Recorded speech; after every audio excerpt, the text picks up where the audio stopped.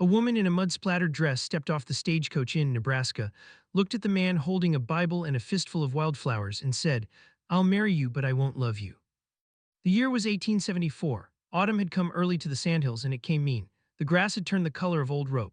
Wind moved across the plains in long, tired sighs, carrying dust and the smell of dead sage. Wasn't much of a town. 6 buildings stood along a dirt road: a general store, a feed barn, a saloon with no sign, a church with no bell, and 2 houses that leaned like drunks holding each other up. The graveyard behind the church held more residents than the town itself. Caleb stood at the edge of the road. He was 34 years old, tall, broad, sun-darkened. His hands were the hands of a man who'd spent a decade arguing with the earth and losing. He held the wildflowers low, like he wasn't sure he should pick them. The Bible belonged to the preacher standing behind him, a thin man who smelled of whiskey and regret. Caleb looked at the woman. She was younger than he'd expected. Maybe 27, dark hair pulled tight, a jaw set hard as a barn nail. She had one trunk, one dress that had seen 3 states of weather, and eyes that didn't blink when they met his. "We'll see," he said. They married that afternoon in the church with no bell. The preacher slurred through the vows. A stray dog wandered in and sat in the back pew like a witness. Did not cry, she did not smile. She spoke her answers the way a person signs a contract, with ink, not feeling. Caleb stood beside her and said his part clearly and without hurry. When the preacher told him he could kiss his bride, he didn't. He just nodded and walked toward the door. The ride to the ranch took an hour. Neither spoke.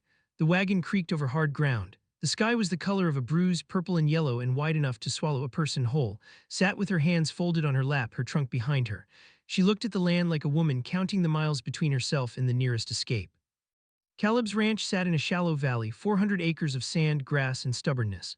The house was small, 2 rooms, a porch, a stone chimney. The barn was larger. Beyond it, cattle dotted the brown hills like scattered stones. Everything looked tired, not abandoned, but close, like a place that had been fighting to stay alive and was running out of reasons. He carried her trunk inside. She flinched when the door swung shut behind them. Not a big flinch, just a tightening of the shoulders, a pulling inward, like her body remembered something her mouth wouldn't say. He noticed. "Wind catches it sometimes," he said. "The door, I'll fix the latch." She nodded but didn't relax. That first night they slept in separate rooms.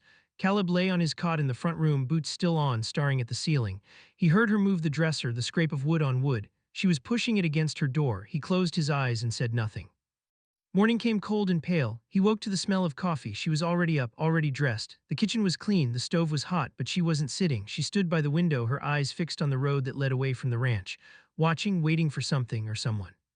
He poured himself coffee and stood beside her, not close, just near. "Expecting company?" he asked. "No," she said, "too fast." He drank, he didn't push.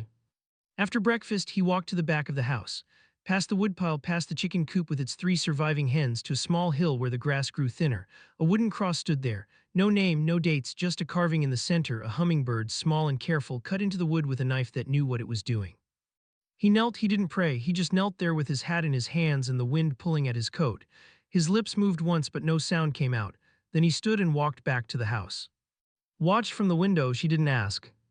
Over the next few days, the shape of their life took form. It was not a marriage. It was an arrangement, a transaction built on silence in separate rooms.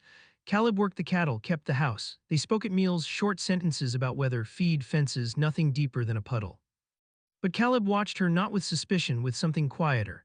He noticed the way she cooked, fast, precise, tense, like a woman used to being punished for slowness. She salted the meat before he asked. She kept the stove burning before the cold crept in. Everything was done before it needed doing, and she moved through the work like someone trying to stay invisible. He noticed the bruises too, old ones. Yellow-green ghosts on her wrists that appeared when her sleeves rode up while she kneaded dough. She always pulled the fabric down when she caught him looking. He never mentioned them. She never mentioned the grave. One evening, a week after her arrival, Caleb went to the storage room to rearrange space for winter supplies. Her trunk sat in the corner. He moved it to the far wall. It was lighter than he remembered. The latch was weak. It opened when he set it down too hard. Inside there wasn't much. A second dress, a pair of worn shoes, a sewing kit, a small leather pouch with $14 in coins, and beneath it all, folded into a square no bigger than his palm, a piece of paper. He shouldn't have unfolded it, he knew that. A decent man would have closed the trunk and walked out. Caleb unfolded it. It was a wanted poster. The ink was smudged from rain or sweat, but the face was clear enough. The same jaw, the same dark hair, the same eyes that didn't blink. ELARAVONNS for murder. The charge was printed in bold letters beneath her likeness. Murder in the first degree. Louis, Missouri, a reward of $200. The name of the dead man was listed at the bottom in small type, but Caleb read it twice to be sure. Dr. Martin, her husband. He folded the poster, slid it into his coat, closed the trunk, and walked outside into the cold where the wind tasted like iron and the last light bled from the sky like a wound that wouldn't close. He looked toward the house. Through the window he could see her washing dishes. Her back was straight, her hands were steady. He thought about the bruises on her wrists, the furniture against the door, the way she flinched when things slammed shut. He didn't go to the marshal. He went to the barn and fed the horses. And when he came inside for supper, he sat across from her and ate without a word, the poster burning a hole through his coat like a coal he couldn't put down and couldn't throw away. 2 weeks after the wedding, Caleb found her in the barn with his Winchester. She stood with the stock pressed to her shoulder, sighting down the barrel at a knot in the far wall. Her stance was clean, feet apart, weight balanced, the kind of form that doesn't come from luck. She didn't fire, she just held it there, steady as stone, then lowered it when she heard his boots on the straw. "Saw a coyote near the hen house," she said. He looked at the hen house. The chickens were calm, no tracks in the dust. "You know your way around a rifle," he said.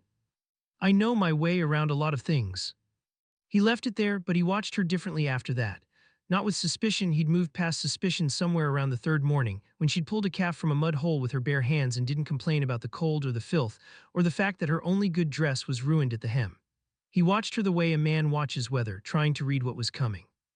October turned the land into something brittle. The grasshoppers had come through in summer and left the fields stripped to the bone. What little hay remained wouldn't carry the herd through December. Caleb spent his days riding the edges of his property, counting cattle, calculating feed, and coming up short every time. The numbers didn't work.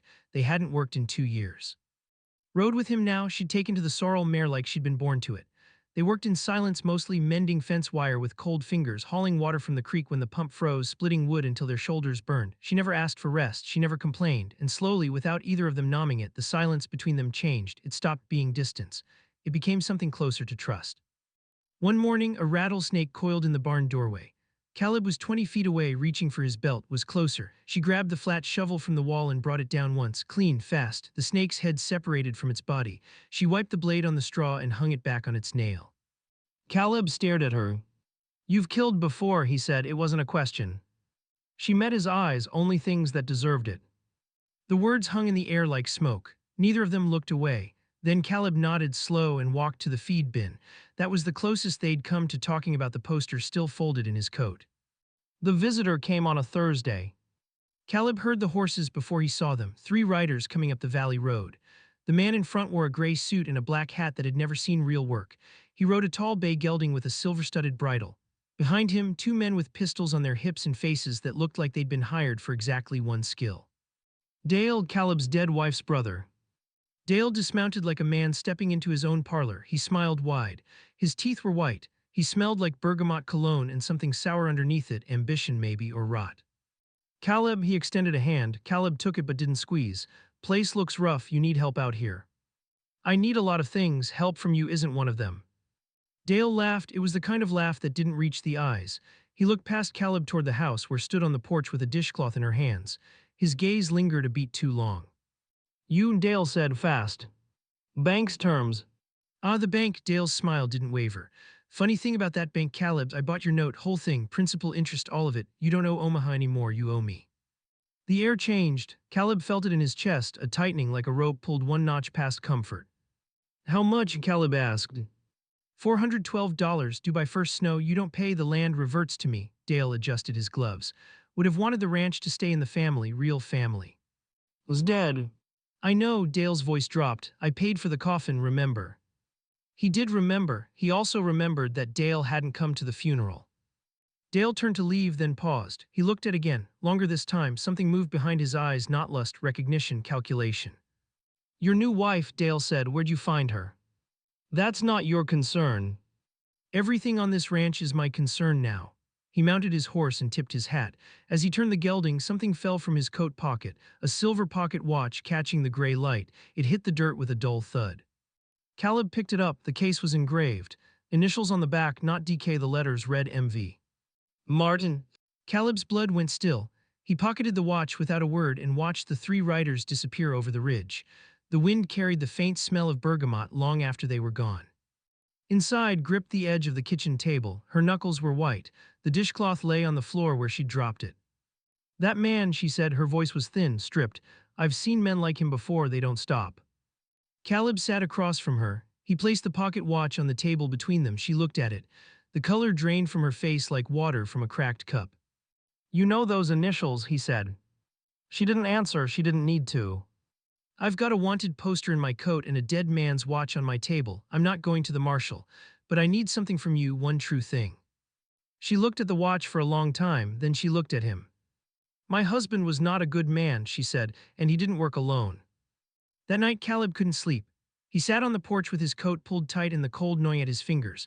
The watch sat heavy in his pocket next to the poster, two pieces of a puzzle he couldn't yet see whole, a dead doctor in Louis, a wealthy brother-in-law with engraved silver, a woman who killed with steady hands and flinched at closing doors.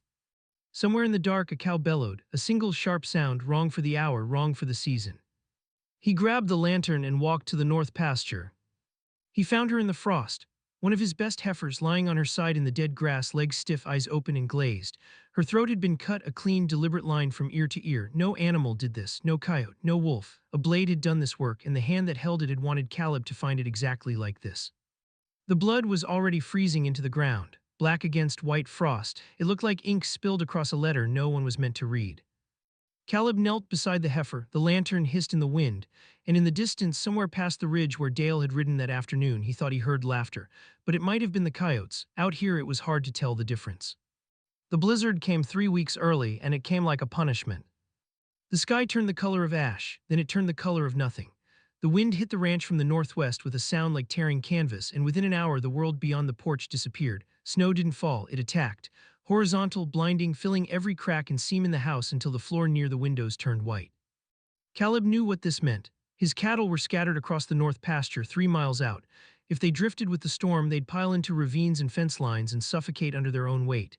Everything he had left, every dollar, every chance of paying Dale was standing in that snow. He pulled on his heaviest coat, was already lacing her boots. You're not going, he said. You can't drive 40 head alone in this. He looked at her, she looked back. There was no argument in her eyes, just fact. They rode out together. The cold was a living thing. It crawled inside their collars and settled in their joints. Caleb's fingers went numb inside his gloves within the first mile. The horses moved with their heads low, ears pinned, fighting for every step. Snow caked on their eyelashes. The world was white and roaring and without mercy. They found the cattle bunched against a fence line, already starting to pile. Caleb swung wide to push them south, took the east flank. They worked without words, just motion, pressure, the instinct of two people who had learned each other's rhythms through labor. The cattle lowed and stumbled, some wouldn't move. Caleb shouted until his throat burned raw. Then his horse stepped wrong. A gopher hole hidden under the snow. The gelding's front leg snapped with a sound like a green branch breaking. The horse screamed, a high, terrible sound that cut through the storm. Caleb was thrown sideways into the drift. He came up spitting snow, ears ringing. The horse thrashed on its side. The leg was ruined. Bone showed through the skin, pink and sharp against the white. Caleb pulled his revolver. His hands were shaking, not from cold. The shot cracked across the empty plain, then silence. Then the wind again, filling the space where the scream had been. Rode up beside him, she looked at the horse. She looked at him. She didn't say she was sorry. She reached down and offered her hand. They rode back, doubled on the sorrel mare. Caleb sat behind her, his arms loose at his sides because he didn't know where to put them. She reached back once, took his wrist and pulled his arm around her waist. Not romance, survival. His body was losing heat and she could feel it. He let his arm stay. Back at the ranch, she built the fire high. She pulled his boots off and rubbed his feet with rough cloth until feeling returned like a punishment, pins, then burn, then ache. He sat on the floor with his back against the wall, steam rising from his clothes, staring at nothing. I can't pay him, he said. His voice was flat, empty, like a well with no water left. Lost the hay barn feed, lost a horse. Half the herd probably dead by morning. I can't pay him. She knelt in front of him, close, closer than she'd ever chosen to be. Then we find another way. He shook his head. There's no other way. Dale owns the note. The marshal's coming for you. I harbored a fugitive. They'll take the ranch and they'll take you and I'll have nothing left to show for any of it. You'll have the truth. Truth doesn't pay mortgages. She sat back on her heels. The fire popped and hissed. Orange light moved across her face, and for the first time since she'd stepped off that stagecoach, she looked afraid, not of being caught, not of Dale or the marshal or the cold, afraid of something smaller and more dangerous, afraid of caring about what happened to this man.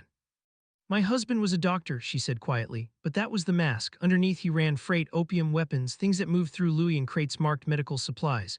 He had a partner, a silent investor who handled the money and the politics. I didn't know for 3 years. I found the ledgers. I confronted him. She paused, her jaw tight. He broke 2 of my ribs and locked me in the cellar for a week. Caleb didn't move, didn't speak, just listened.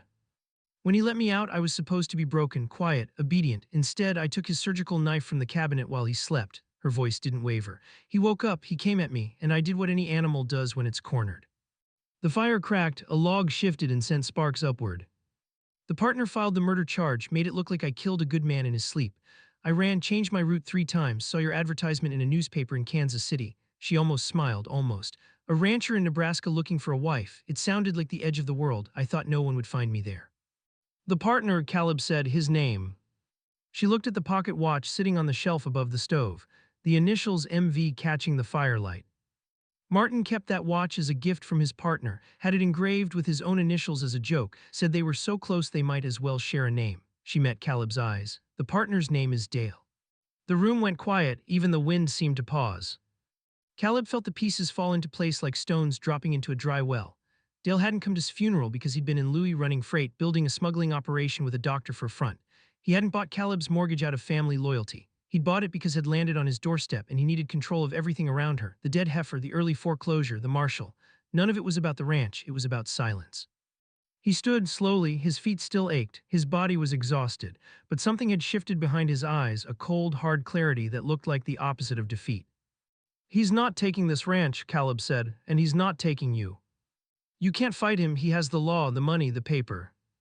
I have the watch, I have the poster, and I have a circuit judge coming through in 9 days. She stared at him. You'd stand up in front of a judge, for me, a woman you've known 3 weeks. He walked to the shelf, picked up the watch, turned it over in his hand. You pulled a calf from the mud with your bare hands, he said. You killed a rattlesnake with a shovel. You rode into a blizzard to save cattle that aren't yours. He looked at her. I know enough. Outside, the storm raged. Inside, the fire burned low. And between them, something shifted that neither had a word for, not love, not yet, but the bones of it. The foundation laid in frost and blood and truth spoken beside a dying fire. 9 days, that was all they had. And somewhere beyond the snow, Dale was counting the same hours, holding the same cards, certain he'd already won. The courthouse inn was a single room above the general store. It smelled of tobacco, damp wool, and the sour breath of 30 people packed into space built for 10. Wooden benches lined both sides. A pot-bellied stove in the corner glowed orange but barely cut the cold. The windows were frosted over. The light inside was yellow and thin, like something already dying. Judge Harlan sat behind a table at the front. He was 60 years old, bald, and had a face like a clenched fist. He'd ridden circuit through western Nebraska for 19 years. He didn't tolerate theatrics and he didn't tolerate liars. He had a reputation for fairness that made both honest men and crooked men equally nervous. Dale sat on the left side of the room, gray suit, polished boots. The U.S. Marshal stood beside him with the wanted poster folded in his coat pocket. Dale looked calm. He looked like a man who'd rehearsed this moment in a mirror. Caleb and entered together. She wore her good dress, the one without mud. Her hair was pulled back tight, her hands were still. Caleb wore his only coat, the one with the poster-shaped ghost in the inner pocket where the paper had pressed against his chest for weeks. He carried a leather satchel. The room murmured. The town knew pieces of the story, the new wife, the brother-in-law, the dead cattle. Gossip had done its work, but gossip is a poor architect. It builds crooked houses. Judge banged his knuckle on the table. This is a hearing, not a circus. Mister, you've brought charges, state them. Dale stood, smooth, practiced. Your Honor, the woman sitting beside Caleb is wanted in Louis for the murder of her husband, Dr. Martin. She fled prosecution and has been harbored on Mister's ranch for over a month. I'm owed $412 on Mister's mortgage, which is now in default. I'm requesting the court enforce the debt and remand Mrs. to the custody of the U.S. Marshal. The room was quiet, the stove ticked. Judge looked at Caleb. Your response? Caleb stood. He wasn't smooth, he wasn't practiced. He spoke like a man pulling nails from a board, slow, deliberate, each word extracted with effort. I don't dispute the debt, I dispute the man collecting it.